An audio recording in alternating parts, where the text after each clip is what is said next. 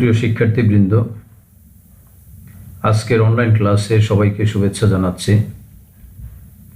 হিসাব বিজ্ঞান দ্বিতীয় পত্রের অষ্টম অধ্যায় মজুদ পণ্যের হিসাব রক্ষণ পদ্ধতির দ্বিতীয় পর্বের আজকের ক্লাসে আমি তোমাদের সাথে আছি হুমায়ুন কবির, সহকারী অধ্যাপক, হিসাব বিজ্ঞান বিভাগ, সরকারি বরিশাল কলেজ, বরিশাল। আমাদের আজকের পাঠ কালান্তিক ও অবিরত মজুদ ব্যবস্থায় ফিফো পদ্ধতির প্রয়োগ।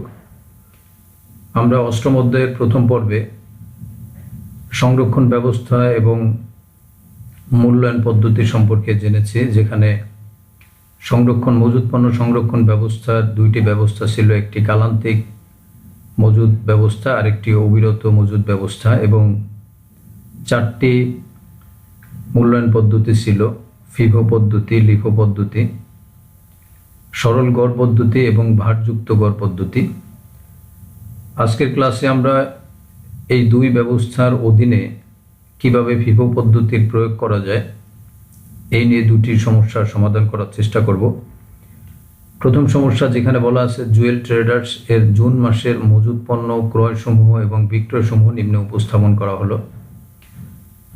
যেখানে জুয়েল ট্রেডার্সের জুনের 1 তারিখে মজুদ পণ্যের পরিমাণ 300 একক এবং হার 7 টাকা করে, মোট পরিমাণ 2100 টাকা, এবং 3টি তারিখে ক্রয়ের সমূহ দেয়া আছে, অর্থাৎ ক্রয়ের তারিখ জুনের 11 তারিখ, জুন মাসের 20 তারিখ এবং জুন মাসের শেষ দিন 30 তারিখে। এই 3টি তারিখে ক্রয়ের পরিমাণ জুনের 11 তারিখে 400 একক এবং জুনের 20 তারিখে ক্রয়ের পরিমাণ 400 একক, আর জুনের 30 তারিখে ক্রয়ের পরিমাণ 300 একক দেয়া আছে।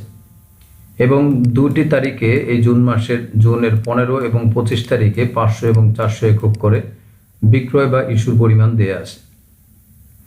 এবং এখানে লক্ষণীয় বিষয় যে ক্রয় সমূহের পরিমাণ বা একক উল্লেখ করার সাথে সাথে এর হারগুলো উল্লেখ করে দেয়া আছে। যেমন জুনের 11 তারিখে যে 400 একক ক্রয় করে তার হার 8 টাকা করে, এবং জুনের 20 তারিখে যে 400 একক ক্রয় করে তার হার 9 টাকা করে, এবং জুনের 30 তারিখে যে 300 একক ক্রয় করে তার হার 10 টাকা করে। অর্থাৎ এককের ব্যবধানের সাথে সাথে যে ক্রয়ের হার এরও পার্থক্য রয়েছে। যেমন কোনো এককের সময় 8 টাকা, কোনো এককের সময় 9 টাকা, কখনো 10 টাকা। কিন্তু বিক্রয় সমূহের সময় যে দুটি তারিখে পণ্য বিক্রয় বা ইস্যু করা হয়, যেমন জুন মাসের 15 তারিখ এবং 25 তারিখে, 15 তারিখে দেয়া আছে 500 একক বিক্রয়ের কথা বলা আছে, এবং জুনের 25 তারিখে 400 একক বিক্রয়ের কথা বলা আছে। কিন্তু দুইটি এককের সাথে হারের কথা উল্লেখ নেই, যে বিক্রয় করা হয় বা ইস্যু করা হয় এই 500 একক কত টাকা হারে, আবার 400 একক কত টাকা হারে, এটা উল্লেখ নেই। যেহেতু হারের পরিমাণ উল্লেখ নেই, তো সেক্ষেত্রে টাকার পরিমাণ বা মোট মূল্য উল্লেখ থাকার প্রশ্ন নেই। এখানে আরও কিছু তথ্য দেওয়া আছে যে জুন মাসের 30 তারিখে সমাপনী মজুদ পণ্যের পরিমাণ ছিল 500 টাকা। অর্থাৎ এই যে জুনের 1 তারিখ থেকে শুরু করে 30 তারিখের ক্রয় দিয়ে প্রত্যেকটি তারিখের সাথে লেনদেনের পরিমাণ উল্লেখ করা আছে, কিন্তু জুনের 30 তারিখে বলা আছে সমাপনী মজুদ পণ্যের পরিমাণ 500 একক। সাথে বলা আছে কালান্তিক মজুদ ব্যবস্থার অর্থাৎ পিরিয়ডিক ইনভেন্টরি সিস্টেমের মাধ্যমে ফিফো পদ্ধতিতে নিম্নলিখিত করণীয়গুলো সমাধান করতে হবে। যেখানে 3টি করণীয় দেয়া আছে। মোট ক্রয়ের পরিমাণ নির্ণয় করতে হবে জুন মাসের, বিক্রয়যোগ্য পণ্যের ব্যয়ের পরিমাণ নির্ণয় করতে হবে, এবং সর্বশেষ সমাপনী মজুদ পণ্যের মূল্য ও বিক্রিত পণ্যের ব্যয়ের পরিমাণ নির্ণয় করা লাগবে। তো এখানে দুইটি বিষয় খেয়াল রাখতে হবে, যে ব্যবস্থাটা অনুসরণ করতে হবে কালান্তিক মজুদ ব্যবস্থা বা পিরিয়ডিক ইনভেন্টরি সিস্টেম, এবং পদ্ধতির ক্ষেত্রে অনুসরণ করতে হবে ফিফো পদ্ধতি, ফার্স্ট ইন ফার্স্ট আউট। অর্থাৎ যে পণ্যটা আগে আসবে ওই পণ্যটাকে ইস্যু বা বিক্রয় করার সময় আগেই প্রদান করতে হবে বা ইস্যু করতে হবে, যেটাকে আমরা ফিফো পদ্ধতি নামে জানি। আর কালান্তিক মজুদ ব্যবস্থা যেটা সংক্ষেপে, যে একটি হিসাবকালের শেষে, অর্থাৎ এখানে ধারণাটা হলো হিসাবকালের শেষে পণ্যের মজুদের পরিমাণ জানা যাবে। হিসাবকালের শেষে, তো এই হিসাবকালের শেষে মজুদ পণ্যের পরিমাণ, যা কি পরিমাণ পণ্য মজুদ আকারে আছে এই পণ্যটা জানা যাবে অথবা হিসাব করা হয়, এটাকে কালান্তিক মজুদ ব্যবস্থা অথবা পিরিয়ডিক ইনভেন্টরি সিস্টেম বলা হয়। তো আমরা এই তিনটি করণীয় এই কালান্তিক মজুদ ব্যবস্থা এবং ফিফো পদ্ধতির অধীনে করব। তো প্রথমেই আমরা মোট ক্রয়ের পরিমাণ নির্ণয় করব।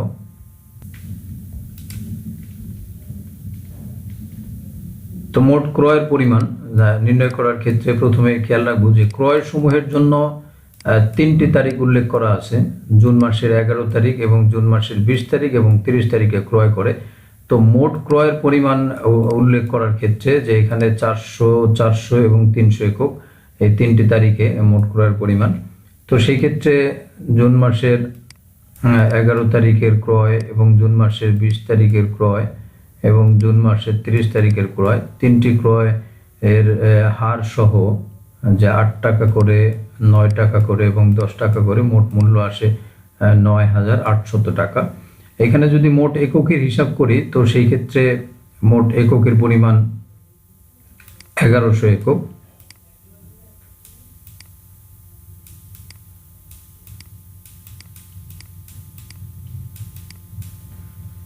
তো 1100 একক আর সাথে এই ক্রয়ের মূল্য দেয়া আছে 9,800 টাকা, অর্থাৎ আমাদের এই তিনটার পরিমাণ, টাকার পরিমাণের যোগফল 3,200 যোগ 3,600 যোগ 3,000 টাকা যোগ করলে আমরা পাবো 9,800 টাকা। আর এখানে মোট এককের পরিমাণ 400 একক, 400 একক এবং 300 একক যোগ করলে আমরা পাবো মোট 1,100 একক। অর্থাৎ মোট ক্রয়ের পরিমাণ এককে 1100 একক এবং টাকার পরিমাণ 9,800 টাকা। এরপর আমরা বিক্রয়যোগ্য পণ্যের ব্যয়ের পরিমাণ নির্ণয় করব। বিক্রয়যোগ্য পণ্যের ব্যয় অর্থাৎ যে পরিমাণ পণ্য ইস্যু করা যাবে অথবা বিক্রয় করা যাবে, তো সেই ক্ষেত্রে ক্রয়ের হিসাবগুলোর সাথে সাথে দুইটি হিসাবই আসবে, অর্থাৎ কি পরিমাণ পণ্য পূর্বে থেকেই মজুদ আছে তার এককের পরিমাণ এবং কি পরিমাণ পণ্য ক্রয় করা হয় এর পরিমাণ আসবে একসাথে। তো সেই ক্ষেত্রে 1 জুন মজুদ পণ্যের পরিমাণ 300 একক আর 7 টাকা করে 2,100 টাকা। আর 3টি তারিখে যে ক্রয়ের পরিমাণ দেয়া আছে শুধু ক্রয়গুলো, অর্থাৎ মজুদ পণ্যের সাথে ক্রয় সমূহ যোগ করলে আমরা বিক্রয়যোগ্য পণ্যের ব্যয় পাব। অর্থাৎ যে পরিমাণ পণ্য ইস্যু করার যোগ্য বা বিক্রয় করার যোগ্য, সেক্ষেত্রে যে পরিমাণ পণ্য মজুদ আছে পূর্বের থেকে এবং যে পরিমাণ পণ্য ক্রয় করা হয়। তো যেহেতু আমরা কালান্তিক বা পিরিয়ডিক ইনভেন্টরি সিস্টেমে করছি, সেই ক্ষেত্রে টোটাল বা পুরো মাসে যে মজুদ পণ্যের পরিমাণ এবং পুরো মাসে ক্রয়ের পরিমাণ একসাথে নির্ণয় করে যে 11,900 টাকা মূল্যের মোট 300 যোগ 400 যোগ 400 যোগ 300, তো সেই ক্ষেত্রে 1,400 একক বিক্রয়যোগ্য একক, 1,400 একক, আর এর মোট মূল্যমান 11,900 টাকা। তো বিক্রয়যোগ্য পণ্যের পরিমাণ এককে 1,400 এবং টাকার মূল্যে 11,900 টাকা। অর্থাৎ এখানে মনে রাখতে হবে যখন বিক্রয়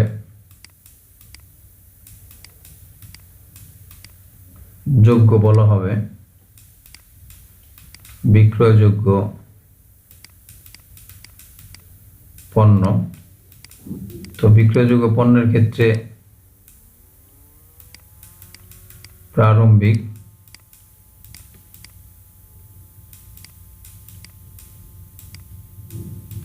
মজুদ যোগ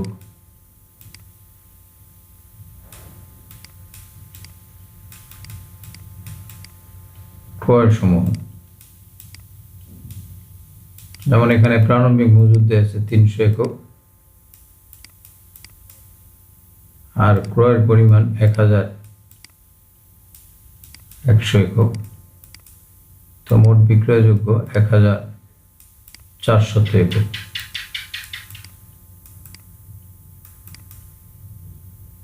1400 একক বিক্রয়যোগ্য পণ্য।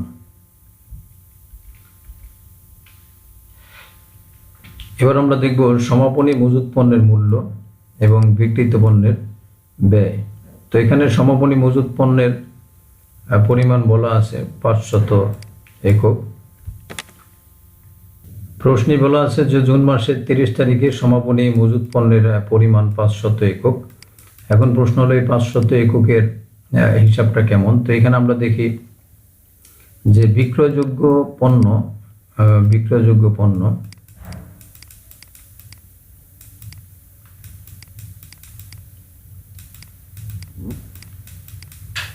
যেখানে ছিল প্রারম্ভিক মজুদ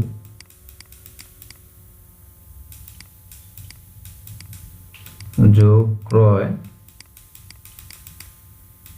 তো প্রারম্ভিক মজুদ ছিল 300 একক এবং ক্রয়ের পরিমাণ ছিল 1100 একক। 1100 একক। তো এখানে মোট ছিল 1400 একক। তো 1400 একক থেকে যদি আমরা 1400 একক থেকে যদি ইস্যুর যে 900 একক দুটি তারিখে জুনের 15 তারিখে 500 একক বিক্রয় করা হয় এবং জুনের 25 তারিখে 400 একক বিক্রয় করা হয়। এই যে 900 একক ইস্যুর পরিমাণ যদি বাদ দিই,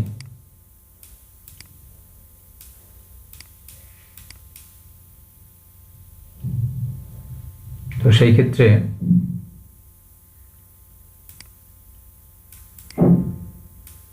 পাঁচশত একক সমাপনী থাকে।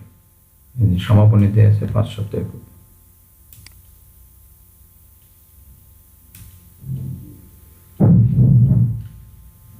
এখানে আমরা জানলাম যে সমাপনী মজুত পণ্যের পরিমাণ 500 একক।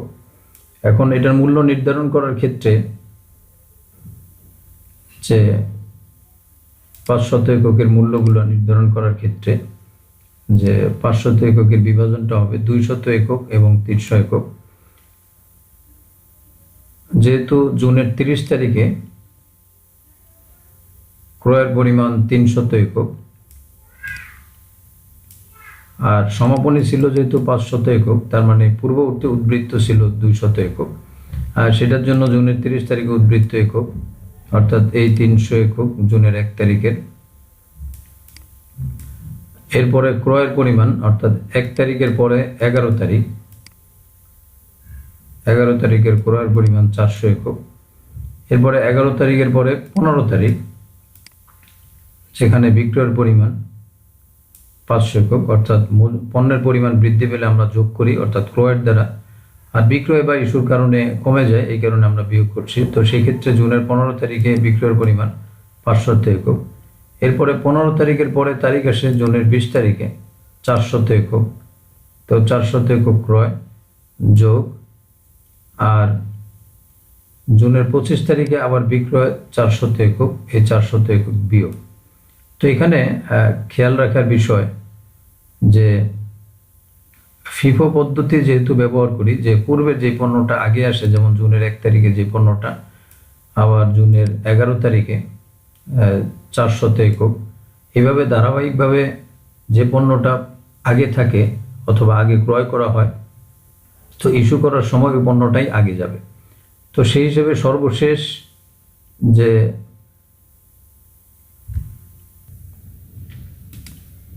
সর্বশেষ ক্রয় ছিল একটি জুনের 30 তারিখে এবং তার পূর্বে শুধু বিক্রয় ছিল, কিন্তু তার বিক্রয় ছিল জুনের 25 তারিখে, তার পূর্বে ক্রয় ছিল জুনের 20 তারিখে।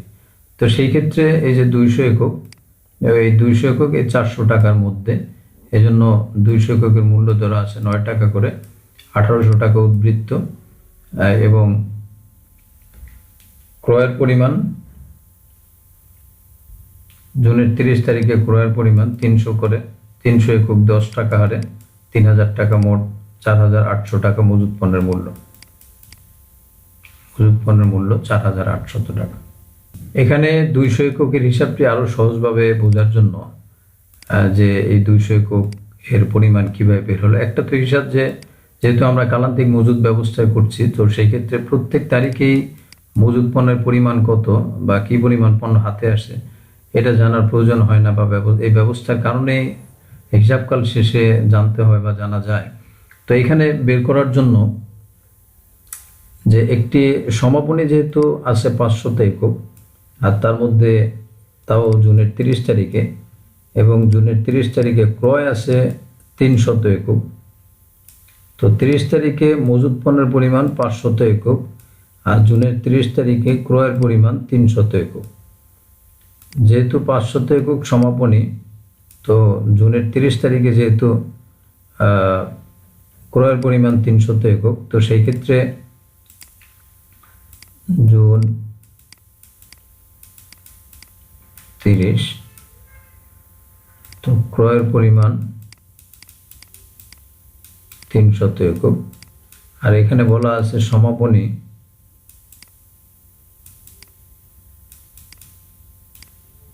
500 একক, তার মানে আগে থেকেই উদ্বৃত্ত ছিল 200 একক।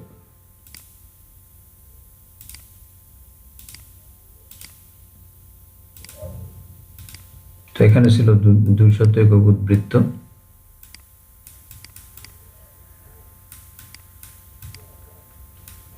এখন প্রশ্ন হলো এই 200 এককের হার কত হবে।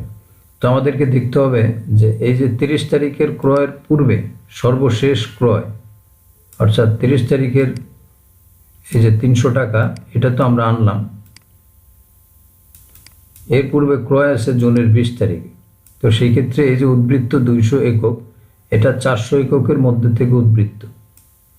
400 এককের মধ্যে থেকে উদ্বৃত্ত এই জন্য ফিফো পদ্ধতিতে পূর্ববর্তী যে সমস্ত ক্রয়গুলো আছে, যেমন জুনের 11 তারিখে 400 এবং জুনের 1 তারিখে যে প্রারম্ভিক মজুদ পণ্য 300, এই পণ্যগুলো বিক্রয়ের কারণে ফিফো পদ্ধতির কারণে, যেহেতু এই পণ্যগুলো আগের ছিল, এগুলো পূর্বের থেকে চলে যায়, এজন্য সর্বশেষ ক্রয় যেটি ছিল জুনের 20 তারিখে, এই 400 এককের মধ্যে থেকে এই 200 একক উদ্বৃত্ত থেকে যায়।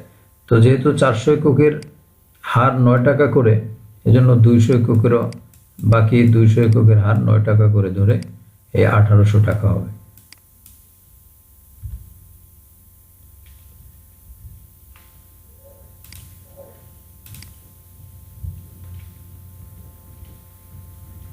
এবার দেখব বিক্রিত পণ্যের ব্যয় আমরা নির্ণয় করব। তো আমাদের বিক্রয়যোগ্য পণ্যের ব্যয় ছিল 11,900 টাকা। 11,900 অর্থাৎ বিক্রয়যোগ্য পণ্যের ব্যয় মজুদ পণ্য যোগ ক্রয় সমূহ।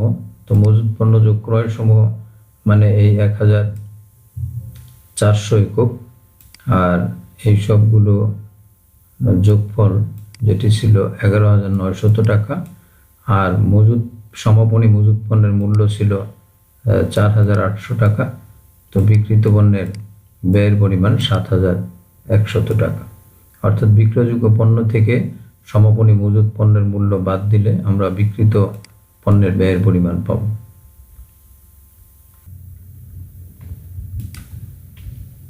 সমস্যা 2 রুবেল ট্রেডার্সের জুলাই মাসের মজুদ পণ্য ক্রয় সমূহ এবং বিক্রয় সমূহ উপস্থাপন করা আছে, যেখানে মজুদ পণ্য এবং ক্রয় সমূহ এবং বিক্রয় সমূহ বিভিন্ন তারিখে এখানে উল্লেখ করা আছে, এবং এককের পরিমাণ সহ হার এবং টাকার পরিমাণ উল্লেখ করা আছে। এখানে বলা আছে জুলাই মাসের 31 তারিখে সমাপনী মজুদ পণ্যের পরিমাণ ছিল 500 একক, কিন্তু এখানে মজুদ ব্যবস্থা ব্যবহার করা হয় অবিরত মজুদ ব্যবস্থা বা পারপেচুয়াল ইনভেন্টরি সিস্টেম এবং ফিফো পদ্ধতি। সেই ক্ষেত্রে আমাদেরকে করণীয় হলো মোট বিক্রয় এককের পরিমাণ এবং বিক্রয়যোগ্য পণ্যের একক ও তার মূল্য নির্ণয় করতে হবে, এবং সর্বশেষ সমাপনী মজুদ পণ্যের মূল্য ও বিক্রিত পণ্যের ব্যয়ের পরিমাণ নির্ণয় করতে হবে। তো অবিরত মজুদ ব্যবস্থা অর্থাৎ পারপেচুয়াল ইনভেন্টরি সিস্টেম, যেখানে প্রতিটি তারিখ শেষে, যেমন জুলাই 1 তারিখে প্রারম্ভিক মজুদ দেওয়া আছে 300 একক এবং 11 তারিখে ক্রয়ের পরিমাণ 400 একক। তো প্রত্যেক তারিখের শেষেই জানা যাবে যে মজুদ পণ্যের পরিমাণ, কি পরিমাণ পণ্য স্টকে আছে।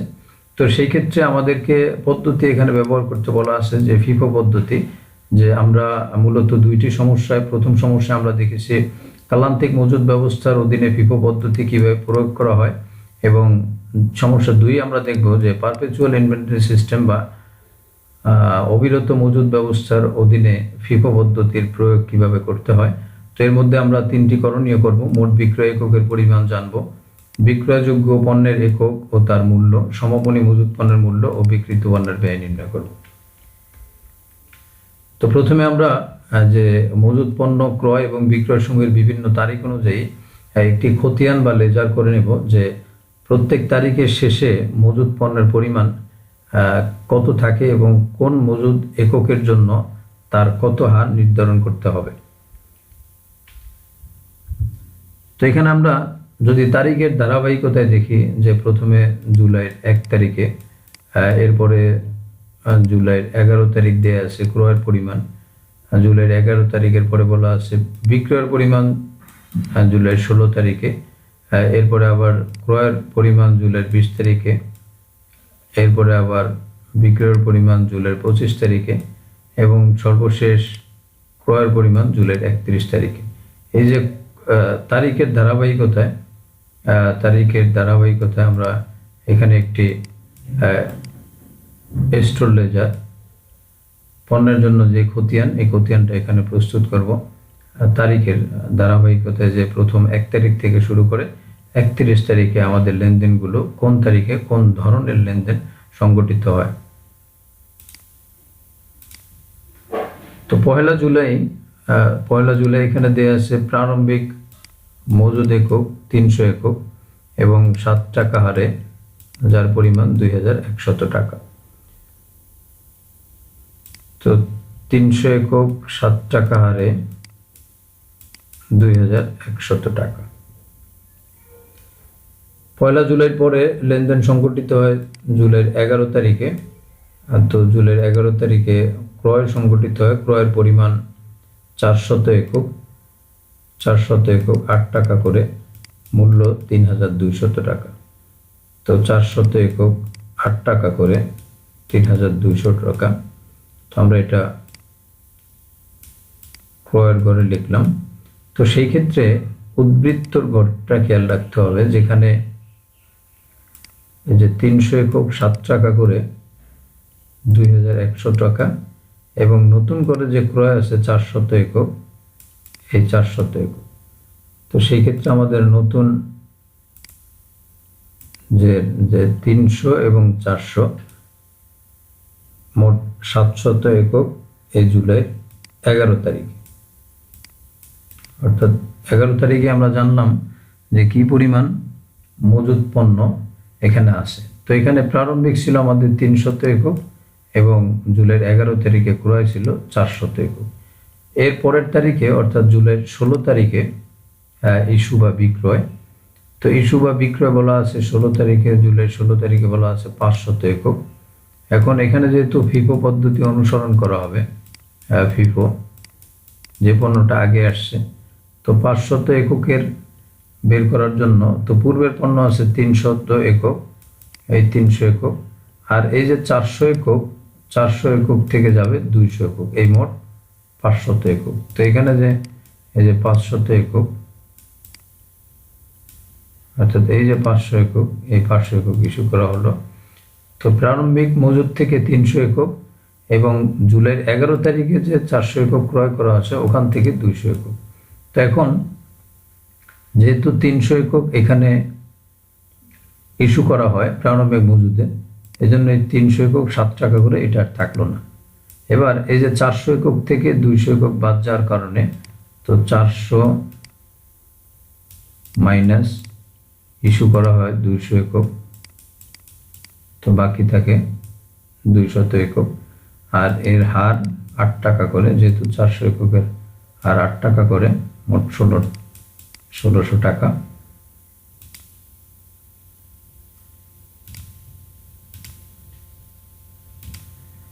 এবার জুলাইয়ের 20 তারিখে, 16 তারিখের পরে 20 তারিখে বলা আছে ক্রয়ের পরিমাণ 400 একক। তো পূর্বের থেকেই জের আছে 200 একক, আর নতুন ক্রয়ের পরিমাণ 400 একক 9 টাকা করে, 400 একক 9 টাকা করে 3600 টাকা। 400 একক আসছে। আবার জুলাইয়ের 25 তারিখে, এর পরের তারিখে 25 তারিখে ইস্যুর পরিমাণ 400 একক। তো যেহেতু আমরা ফিফো পদ্ধতি ব্যবহার করব, ফিফো পদ্ধতি, তো সেই ক্ষেত্রে শুরুর যে 400 একক, যেটা আগের 200 একক, এবং পরবর্তী যে 400 একক থেকে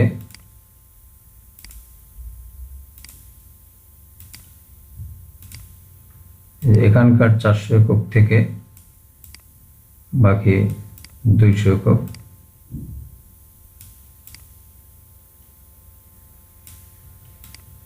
এই মোট 400 একক ইস্যু করা হলো জুলাইয়ের 25 তারিখে। জুলাইয়ের 25 তারিখে 400 একক। তো এখানে এই পরবর্তী যে 400 একক, যেটা জুলাইয়ের 20 তারিখে ক্রয়, তো এখান থেকে 200 একক গেলে বাকি থাকলো এই 200। তো 400 এককের হার 9 টাকা করে। এই 400 এককের মধ্যে ইস্যু করা হলো 200 একক, আর 9 টাকা হারের আরো বাকি থাকলো 200 একক। এর পরের তারিখ জুলাইয়ের 25 তারিখের পরে আসে জুলাইয়ের 31 তারিখে ক্রয়ের পরিমাণ 300 একক। তো জুলাইয়ের 1 তারিখে ক্রয়ের পরিমাণ 300 একক। তো এই ক্রয়ের পরিমাণে 300 একক সর্বশেষ আসছে। আর এই যে আগের থেকে 200 একক ছিল, 200 একক 9 টাকা করে 1800 টাকা।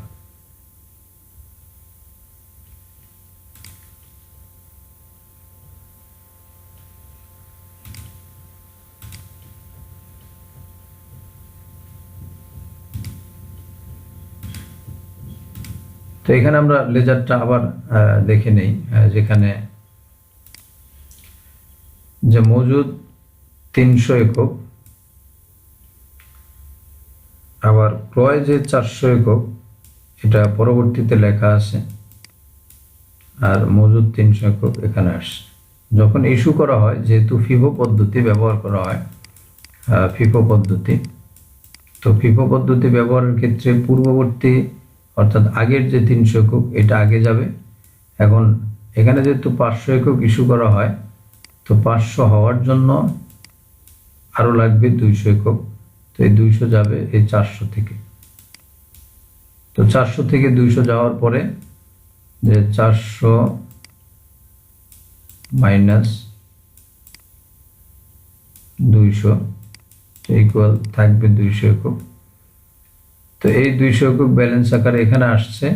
আবার জুলাইয়ের 20 তারিখে ক্রয়ের পরিমাণ 400 একক, এই 400 একক ব্যালেন্সে চলে আসছে। আবার জুলাইয়ের 25 তারিখে ইস্যুর পরিমাণ 400 একক। তো এই 400-র শুরুর যে 200 একক, এটা যাবে, যেহেতু আমরা ফিফো পদ্ধতি ব্যবহার করি। আর পরবর্তী 400 একক থেকে যাবে আরো 200 একক। তো এই 400 থেকে 200 গেলে বাকি থাকবে আরো 200 একক। এই 200 এককে আসছে 9 টাকা হারে। আর 31শে জুলাই যে ক্রয়ের পরিমাণ 300 একক, এটা আসছে। তো সমাপনী এখানে আছে 500 একক।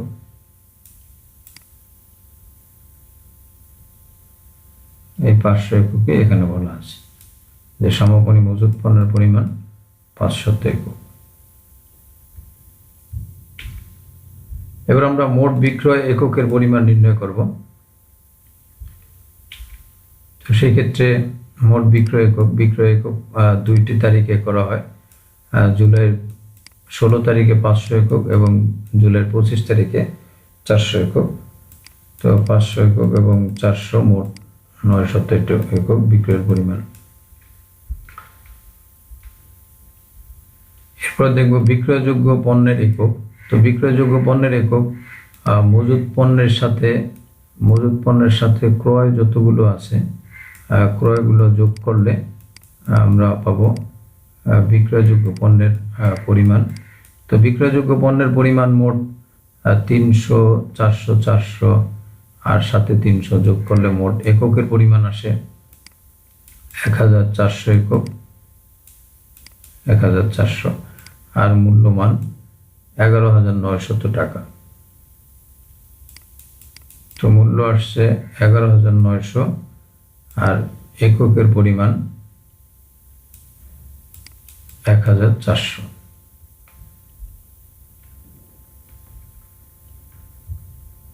এখন আমরা সমন্বয় বা করণীয় গয়ে সমাপনী মজুদ পণ্যের মূল্য নির্ণয় করব। তো সমাপনী মজুদ এখানে ছিল 500 একক, 500 একক সর্বশেষ ছিল। তো যেখানে জুলাইয়ের 31 তারিখে ক্রয়ের পরিমাণ যেহেতু 300 একক, ক্রয়ের পরিমাণ 300 একক, তো মোট 500 হওয়ার জন্য আরো 200 একক আগে থেকে উদ্বৃত্ত ছিল। তো এটা আমরা যে খতিয়ান করছিলাম, তো সেখানে এই যে 200 একক 9 টাকা করে আর 300 একক 10 টাকা করে, মোট 3000 টাকা। তো সমাপনী মজুদ পণ্যের পরিমাণ 4800 টাকা এবং বিক্রিত পণ্যের ব্যয়, তো বিক্রয়যোগ্য পণ্যের ব্যয় ছিল 11900 টাকা এবং সমাপনী মজুদ পণ্য 4800 টাকা। তো বিক্রিত পণ্যের ব্যয়ের পরিমাণ 7100 টাকা। তো এখানে আমাদের যখন পারপেচুয়াল ইনভেন্টরি সিস্টেম বলবে, অর্থাৎ অবিরত মজুদ ব্যবস্থা, তখন আমাদেরকে এই যে খতিয়ান, এই খতিয়ানটি করতে হবে, যেখানে তারিখের ধারাবাহিকতায় প্রত্যেকটি ক্রয় এবং ইস্যু বা বিক্রয় এবং সাথে উদ্বৃত্ত বলে 3টি মূল শিরোনামে যে একক হার মূল্যগুলো উল্লেখ থাকবে।